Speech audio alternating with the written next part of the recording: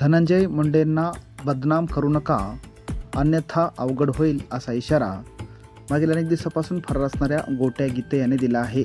त्याचा एक 9 मिनिटाचा व्हिडिओ सध्या सोशल मीडियावर धुमाकूळ घालत असून त्यामध्ये त्यांनी ज्येष्ठ नेते जितेंद्र आव्हाड यांना धमकावल्याचं दिसून येत आहे। मी ज्ञानबा मारुती गीते उर्फ गोट्या की काही गोष्टी होत चालल्यात की माझ्यावर इतके दरोड्याच्या केस, कोण्या आया बहिणीली म्हणजे मुलीली उचलून आणतो, घरातून टाकून देतो, की असं हे राजकीय लोक म्हणतात की माझे कोणासोबत संबंध आहेत, वाल्मिक अण्णा कराड सोबत। ते काही गोष्टीमुळं तिथं मी त्यांचा एक कार्यकर्ता आहे की अगर त्यांना मी कुठं हे केलेलं नाही, अगर काही संबंध नाही माझा, पण हे जितेंद्र आव्हाड, संदीप सोनवणे खासदार साहेब आणि काही ते दामण्या मॅडम, की दामण्या मॅडम तर काय म्हणतात की मी काहीतरी आपलं हे केलं, कोणातरी मुलीला घरातून उचलून नेतो। अरे बाबा, माझ्यावर ते गुन्हा कुठे दाखल आहे ते दाखवा माझ्यावर। आणि पुन्हा हे जितेंद्र आव्हाड साहेब हे तर वंजाऱ्याचे आहेत, मला तर मी वंजारे असून यांची लाज वाटते मला यांची, की ते म्हणतात की मी मुखवटा चोरला कुठला तरी मंदिरचा। अरे त्याचा नंबर हे असेल, माझ्यावरती केस दाखल झालेला असेल ना, ते तुम्ही हे करा ना माझ्यावर।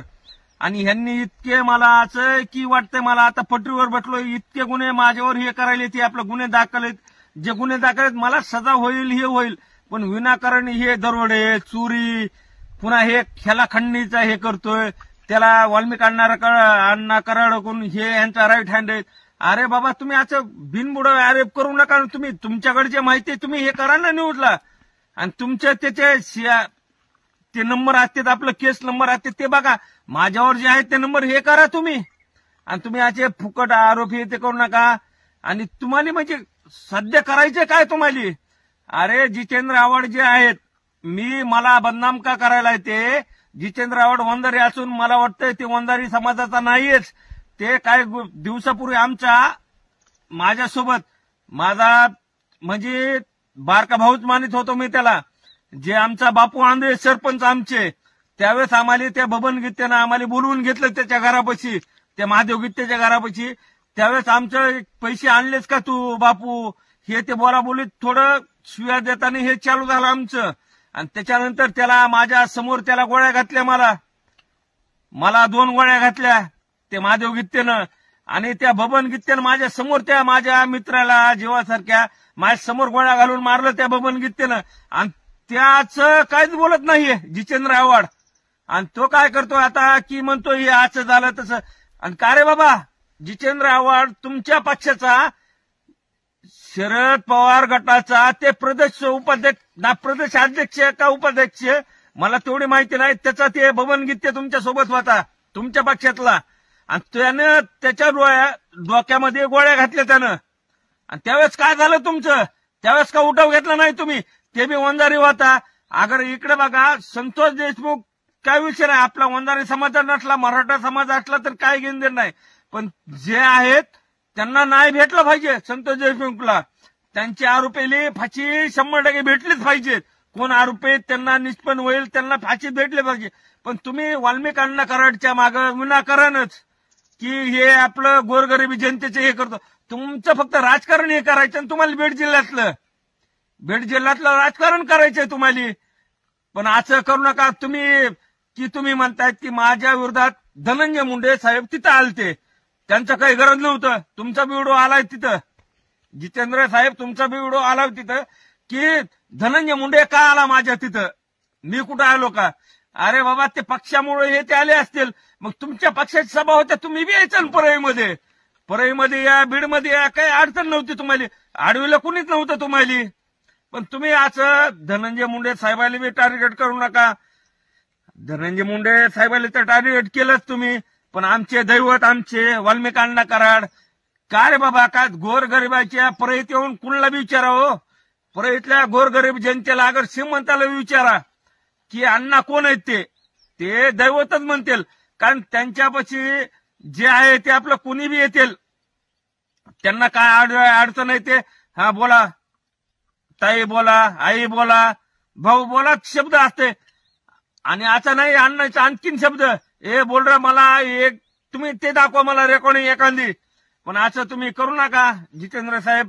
तुम्ही वंजारी समाजाचे आहेत, पण वंजारी समाजाचे आहेत म्हणून मला काही वाटत नाही तुम्ही वंजारी समाजाचे आहेत म्हणून. पण ते असं हे करू नका तुम्ही. जर करायचं असलं तर करा, पण विनाकारण माझ्यावर बी तुम्ही आणि माझ्यावर का करायला तुम्ही मला कळायलंय मला की मी त्या बबन गीतेच्या 302 मधला फिर्यादी मी 307 माझ्यावर 2 गोळ्या लागल्या होत्या माझ्यावर. आणि त्यावेळेस तुम्ही कुठं होतात? तुम्ही आव्हाड साहेब तुम्ही कुठं होतात? तुम्ही वंजारी समाजाचे तुम्ही कुठं होतो त्यावेळेस? आणि तिथं आता तुम्ही त्याच्या कोणतरी आता महिला पाठवायल्यात की मी काय करतोय म्हणा की महिलाला उचलून नेवतोय आणि त्या महिलाला उचलून आणून टाकतोय. आणि परळीतल्या कोणत्याही महिलेनं अगर माझ्या गावात जाऊन, माझं गाव नंदगाव गाव आहे, तिथं 4000 लोकसंख्या आहे, तिथं जाऊन माझ्या विरोधात कोणत्याही महिलेनं कुठल्याही महिलेला विचारा की गुटू गित्तेनं काय असं केलंय म्हणून. त्यावेळेस मी आहे का मी स्वतः फाशी घेऊन मरतो अगर असं पटरीवर पडून मरतो मी. पण तुम्ही आहे का तुमच्या राजकारणासाठी पोळ्या भाजू नका तुम्ही. आणि तुम्ही अण्णाच्या विषयीचे चालू आहे तुमचं जितेंद्र आव्हाड. तुम्हाला हेच माझं स्पष्टीकरण. मी काय विषय नाही माझं. तुम्ही ते मुकोडा चोरीचं प्रकरण म्हणायलात माझ्यावर कुठं आपलं आळंदीतल्या तुकाराम महाराजच्या हे ते नाव मला लक्षात आहे ना. बरं ते म्हणता माझ्या मुकोडा चोरीचा माझ्यावर प्रश्न मांडला तुम्ही. ते तुम्ही फक्त बातम्या देऊ नका, हे पर त्याची नोंद काढा ना तुम्ही. अरे तुला तर इकडे बघ जितेंद्र आव्हाड तू इकडे बघ. तुझ्यावर हे करतो. तुझे माझ्याकडे व्हॉइस कॉल रेकॉर्डिंग येत आहेत. ते तिथं तू भाई तुम बडे भाई सॉरी म्हणलेला ते टाकतो मी खाली. अरे तू हायस कुणाचा नेमका? वंजारेचा समाजाचा नाहीस तू. आणि तू असं हे करायला तुला आता मागात पडणार आहे. आणि इकडे बघ ना मी गुटू गित्ते लहान सहान माणूस आहे मी आणि मला फाशी भेटल न भेटल. पण माझ्या दैवतचा विषय ते इकडे का करायला तुम्ही? असं करूच नका तुम्ही. म्हणजे विनाकारण तुमच्या फक्त राजकारणामुळे की तुमचा पक्षाचा प्रदेश अध्यक्ष ते बबन गीते तो फरारच आहे आणखीन. आणि तुमच्या एक त्यामध्ये तुमचे कॉल रेकॉर्ड चेक करावं लागतील तुम्हाला. तुमचे इकडे बघा ज्यावेळेस मर्डर झाला माझा दोस्त माझा जीवाभावाचा बापू आंधळे आणि त्याच वेळेस माझ्यावर 2 गोळ्या झाडल्या होत्या. ते रिपोर्ट बी आहेत. ते आरपार झाली म्हणून मी जिवंत आहे फक्त. आणि अरे बाबा का आणि त्याच्यानंतर तुम्हाला त्यावेळेस काही दिसलं नाही डोळ्यामध्ये. तुमच्या पक्षाचा प्रदेश अध्यक्ष होता ना. आणि त्यानंतर आताच तुम्हाला इकडे येवायले माझ्या विरोधातल्या केस ते करणं. अरे माझ्यावर केस झालेल्या होत्या त्यातले निर्दोष सुटलेलो मी की विनाकारण तुमच्यासारखेच आहेत राजकीय नेते त्यांनी माझ्यावर विरोधात केस केलेल्या होत्या. माझ्यावर कुणाचीच आणखीन कुठे सजा झाल्याच्या नंतर मला आरोपी करा ना तुम्ही. यातले फालतू धंदे सोडून द्या तुम्ही. जितेंद्र आव्हाड साहेब तुम्ही वंजारी समाजाचे आहेत, पण असं मला वाटतं की तुम्ही असं जातीवादाचे ह्याच्यामध्ये तुम्ही वंजारी समाजाचे नाहीतच तुम्ही. अरे बाबा त्याच्या फक्त त्याला हे करण्यासाठी त्या बबन गीतेचा मी फिर्यादी मी 307 302 मध्ये. आणि त्यासाठी तुमच्या पक्षाचा ते हे तुम्ही त्यासाठी हे करायला लावून तुम्ही त्यासाठी हे करू नका तुम्ही. त्याला ये म्हणावं पुढलेशनला ये म्हणावं हजर होय म्हणावं. आणि त्यानंतर जे सीआयडी तपास होईल. सीआयडी तपास कुठं होणार आहे? ह्यांच्या विरोधात सीआयडीचं कुणी बोललंच नाही. यासाठी समाज काहीच नाही तिथं. यासाठी नाही सीआयडी नाही. आणि इथं आपला गुन्हा दाखल आहे परळी शहरला तरी ते बबन गीते काय येत नाही. मग ते बबन गीते आरोपी मुख्य आहे ना त्याच्यामुळे येतच नाही ते. आणि मग त्याच्या काहीतरी बोला ना तुम्ही जितेंद्र साहेब बोला त्याच्या विरोधात त्याच्या काहीतरी. जर असं आणखीन माझ्यावर आरोप केले तर मी इकडे बघा मी जीव देईल आणि चित्तूवर नावं नाही असं लाईव्ह मध्ये सांगालो की माझ्यावर जर माझ्यावर एवढं बदनामी करायला तुम्ही मी जीव देईल त्याचे कारणीभूत तुम्ही असताल. जय हिंद जय महाराष्ट्र.